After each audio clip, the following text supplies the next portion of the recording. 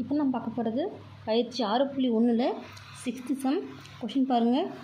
Vector முறையில் AC மற்றும் BD ஆகியவற்றை மூலைவிட்டங்களாக கொண்ட நாற்கரம் ஏபிசிடியின் பரப்பு 1/2 modulus of AC vector cross BD vector என நிறுவுக. இப்போது அவங்களே இதுதான் ஆன்சர்னு கொடுத்துட்டாங்க. இதை நம்ம ப்ரூவ் பண்ணணும். நாற்கரத்தில் பார்த்திங்கன்னா ஏசியும் பிடியும் மூலைவிட்டம்னு கொடுத்துருக்காங்க. சரிங்களா? அப்போது இதுக்கான டயக்ராம் நம்ம போடலாம். பாருங்கள், இப்போது நாற்கரத்தின் பரப்பு ஏபிசிடின்றதை அவங்களே கொடுத்துருக்காங்களா. இதை வச்சு நமக்கு என்ன நம்ம ப்ரூவ் பண்ணணும்? 1/2 modulus of AC vector cross BD வெக்டர்ன்றதை ப்ரூவ் பண்ணுமா. இப்போ ஏபிசிடின்னும் போது இது ஏ, இது பி, இது சி, இது டியா. அப்போது வெக்டர் பார்த்திங்கன்னா இது சிம்பிள் இருக்குமா. ஸோ இதை க்ராஸ் பண்ணும்போது இப்படி வரும், இதை க்ராஸ் பண்ணும்போது நமக்கு இப்படி வருமா. இதில் பாருங்கள், நமக்கு ஏசியும் பிடியும் மூலைவிட்டம் அப்படின்னு கொடுத்துருக்காங்களா. அப்போது கொடுக்கும்போது பார்த்திங்கன்னா நமக்கு ஏசிபி முக்கோணம் ஒன்று, அதே போல்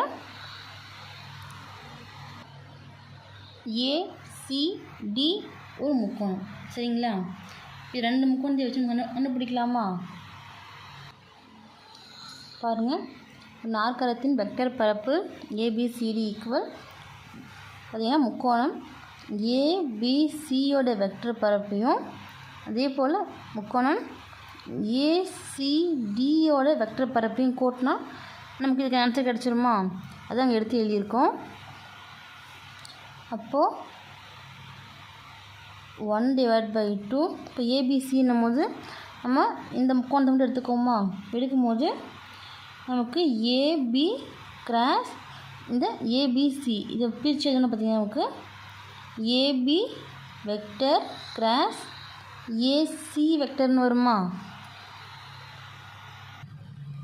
அப்போது modulus of AB vector cross AB vector cross AC vector plus அதே போல் பாருங்கள் ஏசிடி இந்த முக்கோணம் நம்ம எடுக்கும் பார்த்திங்கன்னா ஏசிடின்னும் போது இதுக்கு ஏசி வெக்டர் கிராஸ் ஏடி வெக்டர்னு வருமா.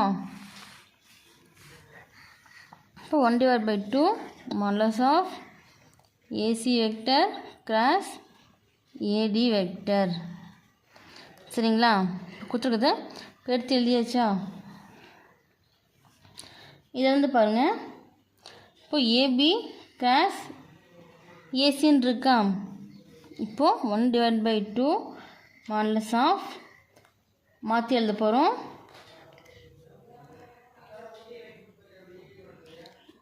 AC vector cross AB vector plus 1/2 modulus of AC vector cross AD vector.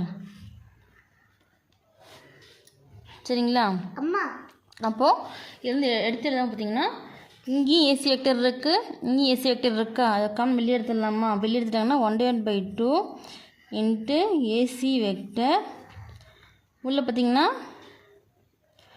Into இப்போ வெளியே எடுத்தாச்சு. ப்ளஸ் நான் மாற்றி எழுதியிருக்கோமா. மாற்றி எழுதாமல் பார்த்திங்கன்னா இதை மாற்றி எழுதியிருக்கோம்.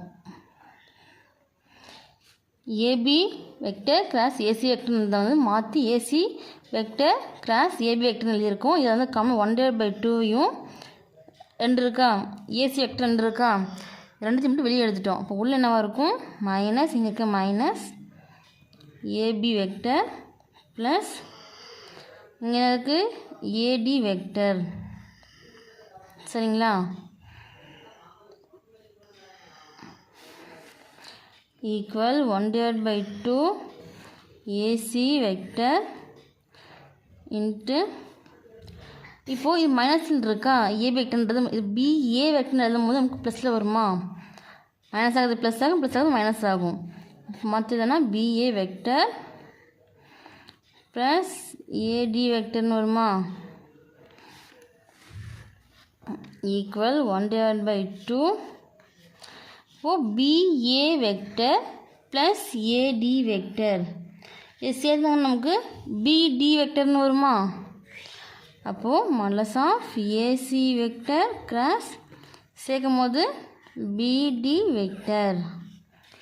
இப்போ நமக்கு இதுதான் ப்ரூவ் பண்ண சொல்லியிருக்காங்களா? அப்போது ஃபைனலாக எடுத்து எழுதிக்கோங்க.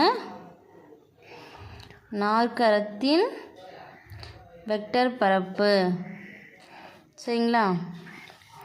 நாற்கரத்தின் வெக்டர் பரப்பு என்ன?